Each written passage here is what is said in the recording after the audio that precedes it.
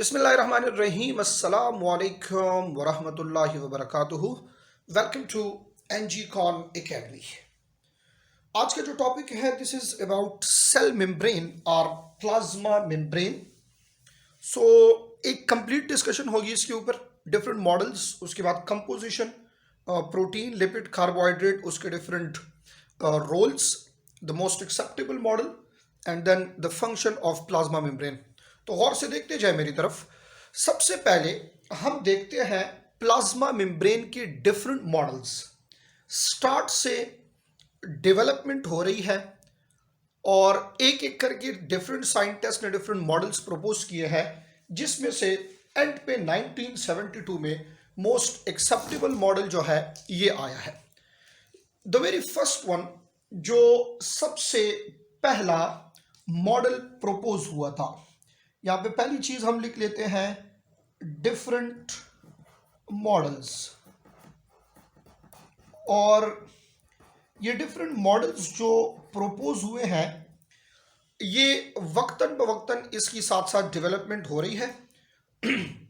So the very first model, सबसे पहला model जो है ये 1925 में प्रपोज हुआ। 1925 में जो पहला मॉडल था वो कौन सा मॉडल था और किसने प्रपोज किया? 1925 में साइंटिस्ट जो है ये है गॉर्टर एंड ग्रेंडल। गॉर्टर एंड ग्रेंडल, इन्होंने सबसे पहला मॉडल प्रपोज किया है। अच्छा, इस मॉडल में किस चीज का जिक्र हुआ है, कौन सी चीजों को इन्होंने एक्सप्लेन किया है? तो इन्होंने सिर्फ और सिर्फ इसमें लिपिड बाइलेयर का जिक्र किया है। यहां पे सिर्फ और सिर्फ लिपिड बाइलेयर्स जो है इसको डिस्कस किया था। तो जो ये कंप्लीट मॉडल नहीं था, स्टार्ट में ये मॉडल प्रपोज हुआ। देन इसके बाद, इससे ठीक 10 साल बाद 1935 में एक सेकंड मॉडल आया। और ये सेकंड मॉडल जो है ये किसने प्रपोज किया था? तो second model was proposed by Daniel and Davson. अच्छा, इस मॉडल में इन्होंने क्या एक्सप्लेन किया, अब देखते जाए। पहले जो मॉडल है उसमें लिपिड बाइलेयर को एक्सप्लेन किया गया, फिर साथ साथ डेवलपमेंट हो रही है। कैसे डेवलपमेंट हो रही है? यानी इसी मॉडल को उठा के 1935 में इन्होंने जो मॉडल दिया, इसमें दो चीजें थी। एक, इन्होंने एक्सप्लेन किया लिपिड बाइलेयर एंड इसके साथ प्रोटीन। यानी पहले मॉडल में सिर्फ लिपिड बाइलेयर था, सेकंड मॉडल में लिपिड बाइलेयर भी आ गया और प्रोटीन का भी जिक्र हुआ। देन थर्ड मॉडल, जो थर्ड मॉडल प्रपोज हुआ है वो कौन सा मॉडल है और किसने प्रपोज किया है? 1959 में एक मॉडल प्रपोज हुआ। उस मॉडल को कहा जाता है यूनिट मेम्ब्रेन मॉडल। और किसने प्रपोज किया? रॉबर्टसन ने। रॉबर्टसन ने यह मॉडल प्रपोज किया। और इस मॉडल में किस चीज का जिक्र है? इसको असल में कहा जाता है unit membrane. Unit membrane model, इसमें और जो रिसेंट हमारे पास मॉडल है इसमें फर्क है। भाई गौर से मेरी बात सुने। According to unit membrane model, जो लिपिड बाइलेयर है उसके अंदर ये प्रोटीन फिक्स है। According to Robertson unit membrane model, जो लिपिड बाइलेयर है उसमें ये प्रोटीन्स क्या है? ये फिक्स है। ठीक है। फिर ऐसे हुआ कि 1972 में एक और मॉडल प्रपोज हुआ, जिसको प्रपोज किया था सिंगर एंड निकोलसन ने। सिंगर एंड निकोलसन ने इसको प्रपोज किया। और ये मॉडल जो है इसको कहा जाता है fluid mosaic model. Fluid mosaic model. अब जरा गौर से देखिए मेरी तरफ, दिस इज क्रोनोलॉजिकल डेवलपमेंट। कैसे डेवलपमेंट है ये? सबसे पहले मॉडल में आप देखें तो 1925 में लिपिड बाइलेयर को इन्होंने एक्सप्लेन किया कि ये सिर्फ लिपिड्स है। 1935 में क्या डेवलपमेंट हुई? उन्होंने प्रोटीन इन्वेंट किए साथ। फिर 1959 में रॉबर्टसन ने क्या किया? उसने कहा कि ये लिपिड के इर्द गिर्द लिपिड है और दरमियान में ये प्रोटीन जो है ये फिक्स है, लाइक अ सैंडविच। एंड 1972 में फिर सिंगर एंड निकोलसन ने एक मॉडल दिया जिसको कहा जाता है फ्लूइड मोज़ेक मॉडल। अब याद रखें कि ये जो फ्लूइड मोज़ेक मॉडल है हमारे पास, यहाँ पे जो आज हम सेल मेम्ब्रेन पढ़ेंगे ये फ्लूइड मोज़ेक मॉडल के मुताबिक है। और मैं लिख देता हूँ एमसीक्यूज के लिए कि this is the most acceptable model. Most acceptable model, in 4 models में से ये सबसे एक्सेप्टेबल मॉडल था जनाब। अब देखिए according to fluid mosaic model, cell membrane को या प्लाज्मा मेम्ब्रेन को हम कैसे डिफाइन करेंगे? गौर करें इस बात की तरफ। According to fluid mosaic model, ये जो प्लाज्मा मेम्ब्रेन है या cell membrane, this is a sea of lipid. गौर करते जाएं इसकी तरफ। Cell membrane is a sea of lipids, और क्या हो रहा है उसमें? In which proteins are floating. Now look at the difference between Robertson model and Singer and Nicholson model. Robertson के यूनिट मेम्ब्रेन मॉडल में इसने कहा कि ये लिपिड्स के दरमियान ये प्रोटीन क्या होंगे? फिक्स होंगे। But according to fluid mosaic model, ये प्रोटीन्स इसमें क्या कर रहे हैं? फ्लोट कर रहे हैं। क्लियर है? प्रोटीन जो है ये फ्लोट करेंगे इसमें। अब डायग्राम से ये चीज आपको और क्लियर हो जाएगी। उससे पहले जब हम फ्लूइड मोज़ेक मॉडल ड्रा करें, इससे पहले आपने यहां इसकी कंपोजिशन देख लेनी है कि according to fluid mosaic model cell membrane के अंदर कौन कौन सी चीजें कितनी कितनी परसेंटेज में मौजूद है। गौर करें। नंबर 1, सबसे पहली चीज इसमें मौजूद है हमारे पास लिपिड्स। लिपिड्स की जो परसेंटेज है ये है 20 to 40%। फिर आ जाए इसमें मौजूद है प्रोटीन्स, तो प्रोटीन्स की जो परसेंटेज है वो है 40 to 60%। फिर आ जाए इसमें ये प्रोटीन्स जो है ये 60 to 80%। ठीक है, प्रोटीन्स 60 to 80%। इसके बाद इसमें मौजूद है कार्बोहाइड्रेट्स,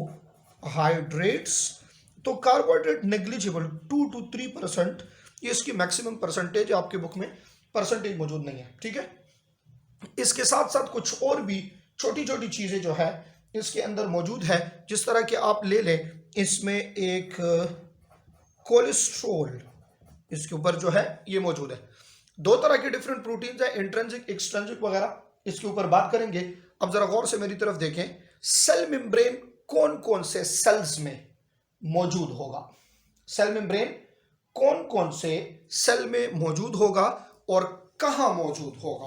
प्रेजेंस इसकी कहां होगी? गौर करें। Number 1, in case of animal cell, animals में यह सेल मेम्ब्रेन होगा outermost, the outermost layer is cell membrane. अगर आप प्लांट्स की तरफ आए और प्लांट्स में देखें तो भाई प्लांट्स में जो आपको सेल मेम्ब्रेन मिलेगा वो कहां पे होगा? वो होगा inner to cell wall, inner to cell wall. तीसरी बात, क्या ये सेल मेम्ब्रेन प्रोकैरियोट में होगा या नहीं? तो याद रखें कि प्रोकैरियोट्स में सेल मेम्ब्रेन प्रेजेंट होता है। कहां पे प्रेजेंट होगा? जिस बैक्टीरिया में सपोज सेल वॉल है तो उसमें beneath the cell wall inner to cell wall होगा। जिसमें सेल वॉल नहीं है लाइक माइकोप्लाज्मा, उसमें वो आउटर मोस्ट होगा। क्लियर हो गई ये बात? तो सेल मेम्ब्रेन भाई ये हर एक सेल में प्रेजेंट है। प्रोकैरियोटिक में भी है, यूकैरियोटिक में भी है, प्लांट्स में भी है, एनिमल्स में भी है, फंजाई में भी है, इन सब में जो है सेल मेम्ब्रेन हमारे पास ये मौजूद होगा। क्लियर हो गई ये बात। अब हमने जो बात करनी है, जिस मॉडल को डिस्कस करेंगे वो है फ्लूइड मोज़ेक मॉडल, जिसकी डेफिनेशन यहाँ पे मैं लिख चुका हूँ कि according to fluid mosaic model cell membrane is a sea of lipid in which proteins are floating. Intrinsic protein, extrinsic protein और कार्बोहाइड्रेट ये कहाँ पे है। अच्छा, ये याद रखें कि इसके अंदर ये जो मॉलिक्यूल्स हैं प्रोटीन, लिपिड, कार्बोहाइड्रेट, ये कौन से फॉर्म में होते हैं भाई? ये कंजुगेटेड फॉर्म में होते हैं। इधर देखिए गौर से, कंजुगेटेड फॉर्म में। लाइक फॉर एग्जांपल, अगर आप सबसे पहली बात तो आप लिपिड्स की अगर करते हैं तो ये लिपिड्स, इसमें फास्फोलिपिड है। कौन सा लिपिड है? फास्फोलिपिड है, क्योंकि लिपिड्स की टाइप्स आपने देखी है ना, उसमें से ये फास्फोलिपिड है। फिर ये मॉलिक्यूल कंजुगेटेड मॉलिक्यूल के फॉर्म में है। लाइक फॉर एग्जांपल आप इसमें देखें तो ग्लाइको प्रोटीन है, प्रोटीन और कार्बोहाइड्रेट। आप देखें तो इसमें ग्लाइको लिपिड के फॉर्म में है, लिपिड्स और carbohydrate. Lipoprotein, protein and lipid, ये सारी चीजें इस तरह कंजुगेटेड मॉलिक्यूल के फॉर्म में मौजूद होती हैं। अब जरा मेम्ब्रेन को ड्रा कर लेते हैं और इसमें इंट्रिंसिक, एक्सट्रिंसिक, कार्बोहाइड्रेट, लिपिड, सारी चीजों को अलग अलग से इसमें हम देखते हैं। गौर करते जाए मेरी तरफ। एक डिफरेंट पेज पे इसका स्ट्रक्चर ड्रा कर लेते हैं ताकि हर एक चीज जो है वो आपके सामने क्लियर हो। जरा गौर से देखिए मेरी तरफ। अब जो मैं मॉडल ड्रा करने लगा हूं, this is according to fluid mosaic model, Singer and Nicolson. The very first thing, देखिए मेरी तरफ, ये आपके पास है भाई लिपिड बाइलेयर। पहले बनाते हैं लिपिड बाइलेयर, ठीक है। ये रेड कलर का जो है ये आपके पास बन गया है लिपिड। ये एक लेयर बन गया लिपिड का, और यहाँ बना लेते हैं ये इसका सेकंड लेयर, ठीक है। ये बन गया है सेकंड लेयर। अब आप ज़रा गौर से देखें, ये लेयर जो है ना, अगर आपसे पूछा जाए कि कौन से टाइप का लिपिड है, चूँकि जो आपके बुक में 5 डिफरेंट टाइप के लिपिड्स हैं, तो ये लिपिड कौन सा लिपिड होगा? ये होगा जनाब फास्फोलिपिड। फास्फोलिपिड जिसका हेड रीजन जो है वो आपके पास हाइड्रोफिलिक है, ठीक है। तो ये लिपिड बाइलेयर हो गया आपका। ये एक लेयर फास्फोलिपिड का, ये दूसरा लेयर फास्फोलिपिड का। तो मैं लिख लेता हूं फास्फोलिपिड बाइलेयर। आराम आराम से एक एक चीज को समझे, ठीक है, ताकि आप इसको सीख सकें। अब इसमें प्रोटीन्स कहाँ है? तो 2 जगहों पे मैं प्रोटीन ड्रा करूंगा। उससे पहले आपको ये समझना होगा कि ये इनसाइड है, यानी इस साइड पे साइटोप्लाज्म है, ठीक है, इस साइड पे साइटोप्लाज्म है, और ये इस सेल का क्या है? ये आउटसाइड है, ताकि आपको फिर ये पता चल सके कि ये जो एक्सट्रिंसिक प्रोटीन का हम जिक्र करते हैं, पेरिफेरल प्रोटीन या मेम्ब्रेन प्रोटीन, ये कौन सा प्रोटीन है, ताकि इसको का अंदाजा आपको फिर हो सके। गौर से, एक प्रोटीन जो है जनाब वो इस लिपिड का जो लेयर है ना, इसके दरमियान में होगा। एक प्रोटीन इसके दरमियान में होगा। कैसे? जरा मैं इसको और थोड़ा सा चेंज करके ड्रा करूं ताकि आपको ये समझ आ जाए। गौर से देखें, ये आपके पास लिपिड्स ही है, ठीक है, लिपिड बाइलेयर है ना। अब इसमें हमने एक्सट्रिंसिक और इंट्रिंसिक को ज़रा अलग करके ड्रा करना है ताकि कंफ्यूजन बिल्कुल ना हो और आप मॉडल को समझ सकें और पेपर में आप आसानी से लिख सकें। देखें, एक प्रोटीन मैं ड्रा कर रहा हूं इधर। ये देखें, ये जो प्रोटीन है ना, ये एक्सट्रिंसिक प्रोटीन है। कौन से प्रोटीन है? सॉरी, इंट्रिंसिक प्रोटीन है। ये वाला प्रोटीन जो मैंने ड्रा किया है ये इंट्रिंसिक प्रोटीन है। तो मैं लिख रहा हूं कि ये इंट्रिंसिक प्रोटीन जो है ना, इंट्रिंसिक, ये इस लिपिड बाइलेयर के दरमियान में मौजूद है। इंट्रिंसिक, इंट्रिंसिक, और this is also called integral protein. तो इस तरह ये इंटीग्रल प्रोटीन यहां पे आपके पास ये मौजूद है। अब क्वेश्चन ये है कि ये जो एक्सट्रिंसिक प्रोटीन होगा, ये एक्सट्रिंसिक प्रोटीन आपको कहाँ मिलेगा और क्या ये एक्सट्रिंसिक प्रोटीन इस लिपिड बाइलेयर के साथ अटैच है या नहीं। ये चीज़ें सीखना इंतहाई इंपॉर्टेंट है ताकि कंसेप्ट बिल्कुल क्लियर हो। गौर करें, ये हो गया इंट्रिंसिक। फंक्शंस की बात बाद में करेंगे भाई, बिल्कुल आपने फोकस इस वक्त स्ट्रक्चर पे रखना है। फंक्शंस की बात बाद में करेंगे, लिपिड का क्या फंक्शन, प्रोटीन का क्या फंक्शन, इंट्रिंसिक का क्या फंक्शन, एक्सट्रिंसिक का क्या फंक्शन, कार्बोहाइड्रेट का क्या फंक्शन, ये सारी चीजें बाद में। एक प्रोटीन मैं इधर ड्रा कर रहा हूं, वो प्रोटीन असल में इस प्रोटीन के साथ अटैच है। ये प्रोटीन जो है ना, ये वाला, ये इस प्रोटीन के साथ अटैच है, not carbohydrate, and this is now called extrinsic. तो आप ये याद रखें कि एक्सट्रिंसिक सेल मेम्ब्रेन के एक साइड पे है, this is present on one side, और वो कौन सा साइड है, वो इनर सरफेस है। क्या है वो, सरफेस है। तो एक्सट्रिंसिक सरफेस प्रोटीन है और जो इंट्रिंसिक है वो इस लिपिड बाइलेयर के दरमियान में पड़ा है। क्लियर हो रही है बात। अब देखिए तो कार्बोहाइड्रेट्स जो है ये कहां पे होंगे। आपने भाई इस वक्त तीन चीजें देख ली हैं, लिपिड बाइलेयर, एक्सट्रिंसिक प्रोटीन और इंट्रिंसिक प्रोटीन। अब जो कार्बोहाइड्रेट है ना, वो आपको दो जगहों पे मिलेंगे। कार्बोहाइड्रेट आपको प्रोटीन के साथ अटैच भी मिलेंगे और ये कार्बोहाइड्रेट आपको लिपिड के साथ अटैच भी मिलेंगे। तो गौर करें आप मेरी तरफ, एक जगह पे होगा ग्लाइकोप्रोटीन और दूसरी जगह पे आपको मिलेगा ग्लाइकोलिपिड। कैसे, इधर देखें, स्पेशली हियर, ये जगह इधर कुछ कार्बोहाइड्रेट्स पड़े हैं जो कि लिपिड्स के साथ है। So this molecule is called glycolipid. क्या है ये, ग्लाइकोलिपिड। अब कुछ मॉलिक्यूल ऐसे होंगे, लाइक ये देखिए, ये सपोज एक प्रोटीन है और इस प्रोटीन के साथ यहां पर कार्बोहाइड्रेट अटैच है। तो ये मॉलिक्यूल जो आपके पास मौजूद है ये होगा ग्लाइकोप्रोटीन। तो कार्बोहाइड्रेट दो फॉर्म में है, ग्लाइकोलिपिड के फॉर्म में और ग्लाइकोप्रोटीन के फॉर्म में। क्लियर हो गई ये बात। इसके साथ साथ कुछ जगहों पे आपको कोलेस्ट्रॉल मिल जाएगा। कोलेस्ट्रॉल जो है ये प्रेजेंट होगा। ये आपके पास तीन मेन चीजें हैं, हमने तीन चीजों का जिक्र करना है क्योंकि कोलेस्ट्रॉल का जिक्र सिर्फ वो डायग्राम में लिखा है, बाकी उसको एक्सप्लेन नहीं किया गया कि कौन कौन सी चीजें हैं, ये क्या कर रहा है या इसका फंक्शन क्या है। अब आ जाए इसके रोल्स के ऊपर। सबसे पहले जो लिपिड बाइलेयर है, लिपिड बाइलेयर, आपके बुक में एक सेंटेंस लिखा है कि सेल मेम्ब्रेन फंक्शनली डाइवर्स है, बहुत सारे फंक्शंस हैं इसके, ठीक है। तो हम वन बाय वन इसका जिक्र करते हैं। सबसे पहले हो गया जनाब लिपिड।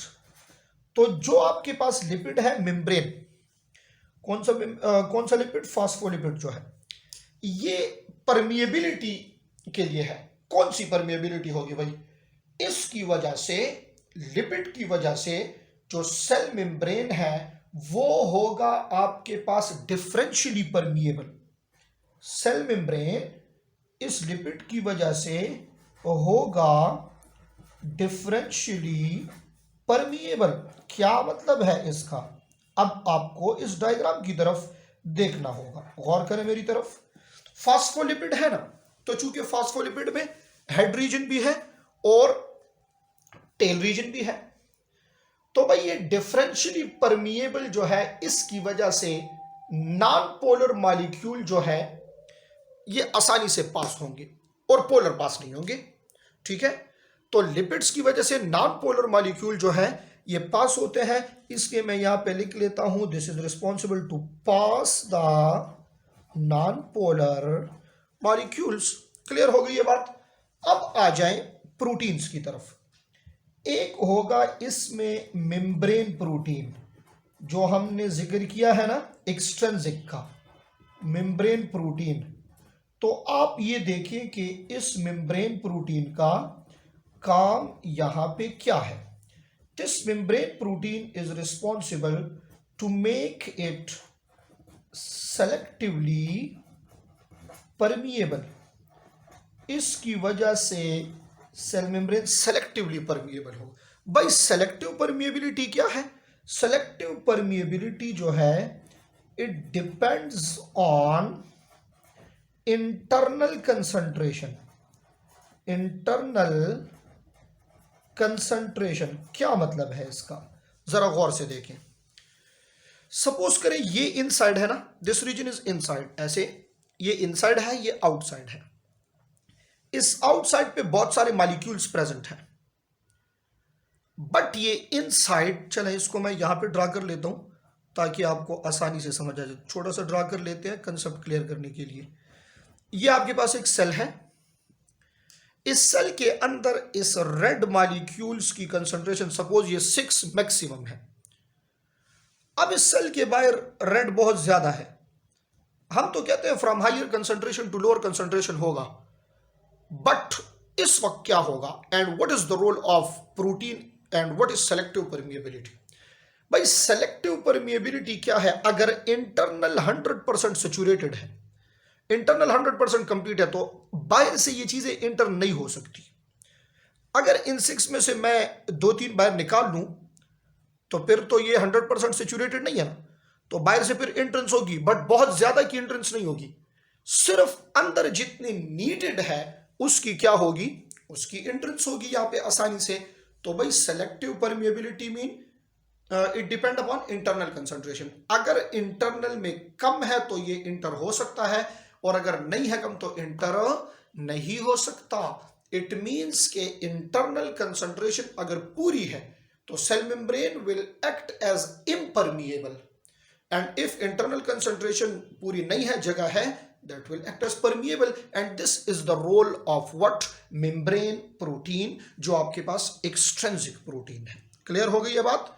चले जी, दूसरा प्रोटीन जो हम कहते हैं इंट्रिंसिक या इंटीग्रल प्रोटीन। तो इंटीग्रल प्रोटीन का रोल क्या होगा? भाई इंटीग्रल प्रोटीन जो है हमारे पास ना, this is responsible for transportation, और मोस्टली चले इसको हम कहते हैं परमिएजेस। क्या कहते हैं? परमिएजेस कहा जाता है इसको। सो परमिएजेस असल में यहां पे क्या है, इज रिस्पॉन्सिबल फॉर ट्रांसपोर्ट। तो integral protein is responsible for which type of transport? Diffusion, osmosis and active transport. Now what is active transport? जिसको पता नहीं है वो सुन ले। एक्टिव ट्रांसपोर्ट वो होता है जिस ट्रांसपोर्ट में एक्सपेंडिचर ऑफ एनर्जी होती है। एक्टिव ट्रांसपोर्ट वो ट्रांसपोर्ट है जिसमें एनर्जी क्या होती है, यूज होती है।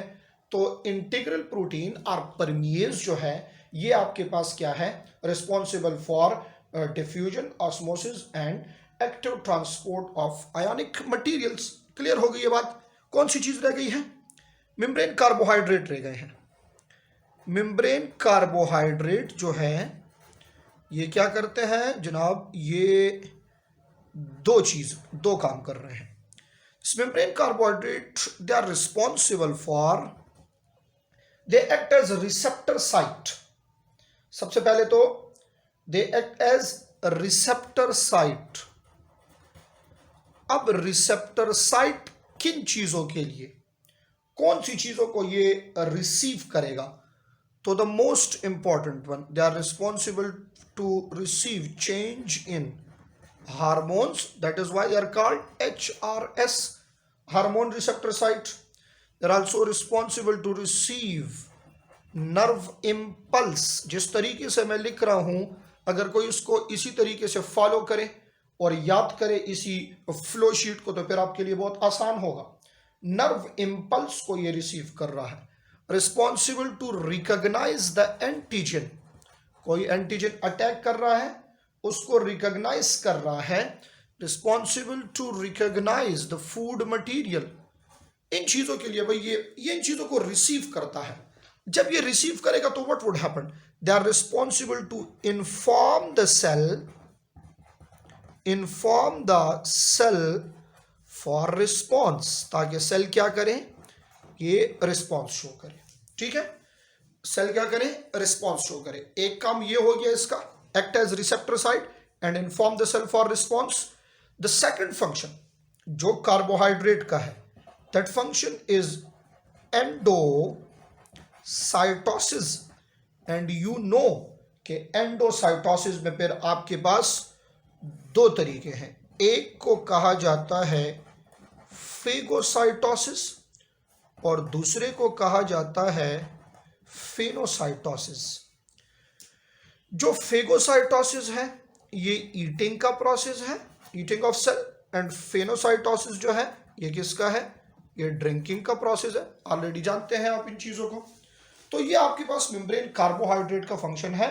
Glycoprotein and glycolipid, they act as surface marker, they act as receptor site, they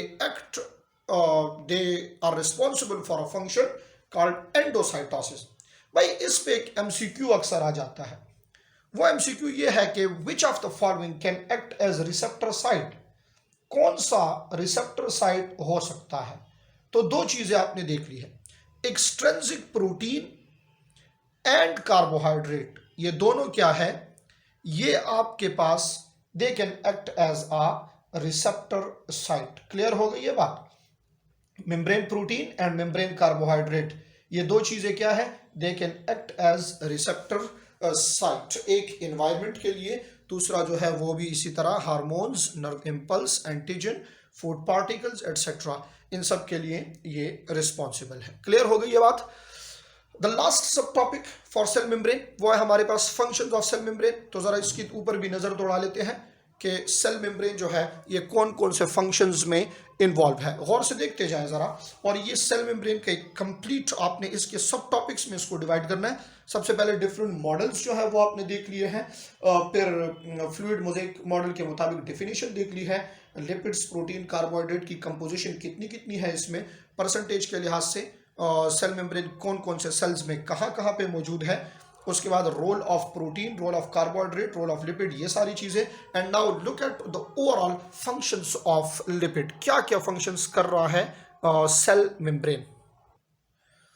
अच्छा, अगर साइज सेल मेम्ब्रेन का, प्लाज्मा मेम्ब्रेन का पूछा जाए तो आपकी बुक में लिखा है दिस इज 7 नैनोमीटर वाइड।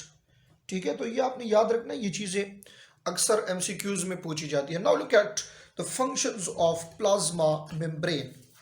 अब जो है फंक्शंस इसके क्या क्या है, क्या फंक्शंस ही कर सकता है, जरा गौर करें मेरी बातों की तरफ। The very first important thing, cell membrane जो है ना, ये इसमें आपके पास हाइड्रोफिलिक रीजन है, हाइड्रोफोबिक रीजन भी है कुछ। जो आपके पास इस सेल मेम्ब्रेन में लिपिड्स हैं, वो लिपिड्स असल में यहां पे एक बैरियर है। गौर से देखें मेरी तरफ, सपोज करें कि ये आपके पास यहां सेल मेम्ब्रेन है ना, और यहां पे ये साइटोप्लाज्म है, तो उसके साइटोसोल में वाटर होगा ना। तो असल में इस सेल मेम्ब्रेन का यहां पे मेन काम क्या है, ये एक बैरियर है। किस चीज के लिए? This is a barrier to the movement of molecules, water, glucose, amino acids etcetera. अगर ये ऐसे ना होता तो फिर ये वाटर जो है ना, ये फिर यहां से बाहर चला जाता। तो मेन चीज भाई ये है कि ये वाटर एस्केपिंग को जो है यहां पे क्या कर रहा है, कंट्रोल कर रहा है, ताकि वाटर जो है ये इससे बाहर ना जा सके।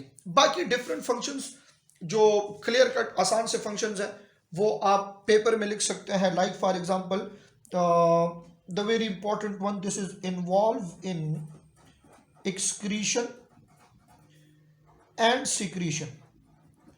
भाई सिक्रीशन यूजफुल सब्सटेंसेस की होती है और एक्सक्रीशन जो है ये वेस्ट मटेरियल की होगी। तो cell membrane is involve in excretion of waste and this is involve in secretion of useful substances. दोनों की है। सिक्रीशन जो यूजफुल है उसमें आपके पास आ जाते हैं सम हार्मोन्स आ जाते हैं, इंजाइम्स आ जाते हैं। Hormone and enzyme are the very best example, ठीक है। और एक्सक्रीशन में जो इन्वॉल्व है तो इसमें कौन सी चीज़ें आपके पास आ जाती है, वेस्ट लाइक यूरिया, इसके साथ साथ यूरिक एसिड एटसेट्रा, ये सारी चीज़ें ये वेस्ट मटेरियल है, ठीक है। Cell membrane is also involved in, this is responsible to obtain the nutrients की intake जो है ये करता है सेल मेम्ब्रेन जो है responsible for maintenance of ionic gradients, जो कि रिस्पॉन्सिबल है, जो कि इंपॉर्टेंट है किस चीज़ के लिए, मस्कुलर एक्टिविटी के लिए, नर्वस एक्टिविटी के लिए, ट्रांसपोर्ट ऑफ इम्पल्स के लिए, इन चीज़ों के लिए इंपॉर्टेंट है। सो सेल मेम्ब्रेन जो है ये इन्वॉल्व है, आयोनिक ग्रेडियंट को जनरेट कर रहा है, आयोनिक ग्रेडियंट में इन्वॉल्व है। This also involve in maintenance of pH, ठीक है, also involve in maintenance of ionic concentration, इन सारी चीज़ों में ये इन्वॉल्व है। तो ये डिफरेंट फंक्शंस है हमारे पास। अब आपने क्या करना है भाई, इन फंक्शंस को थोड़ा थोड़ा करके आप एक्सप्लेन कर सकते हैं, ठीक है। कुछ एमसीक्यूज जो है वो सेल मेम्ब्रेन के ऊपर आ जाते हैं अक्सर पेपर में। तो एमसीक्यूज के लिए द वेरी फर्स्ट थिंग, एक पॉइंट आपने याद रखना है, वो पॉइंट ये है कि मोस्ट एक्सेप्टेबल मॉडल ये कौन सा है। अब ऑलरेडी इसको मैं लेक्चर में एक्सप्लेन कर चुका हूं। दूसरी बात, what is the function of lipids, यानी लिपिड्स की वजह से जो परमिएबिलिटी है ये क्या होगी, ये इससे आ सकता है एमसीक्यूज में। प्रोटीन की वजह से जो परमिएबिलिटी है ये आ सकता है, यानी सेलेक्टिव परमिएबल किस वजह से है, सेमी परमिएबल किस वजह से है, which one can act as receptor site, ये आ सकता है इससे। Membrane carbohydrate, membrane lipid etcetera, membrane protein, membrane carbohydrate, membrane protein, ये आ सकता है। Which protein is responsible for transport. तो भाई ये जितनी बातें हैं मैं ऑलरेडी एक्सप्लेन कर चुका हूँ लेक्चर के दरमियान में। ये सिर्फ पॉइंट्स आपके जहन में डाल रहा हूँ कि कौन से पॉइंट्स से इसके जो फंक्शन है, जो एमसीक्यूज है इससे आ सकते हैं, फंक्शंस से एमसीक्यूज आ सकते हैं। अक्सर ऐसे एमसीक्यूज आता है, all are the function of lipids, lipid bilayer, या all of the function of plasma membrane except, तो वो एक अलग सी चीज़ लिखी होती है। तो इन चीज़ों का आपने ख्याल रखना है। This is all from the topic plasma membrane, and next हम जा रहे हैं ऑर्गेनेलिस की तरफ। तो इसको कवर कर लें और फिर नेक्स्ट लेक्चर जो है वो होगा ऑर्गेनेलिस के ऊपर, एक एक करके सारी ऑर्गेनेलिस को एक्सप्लेन करेंगे। Thank you so much.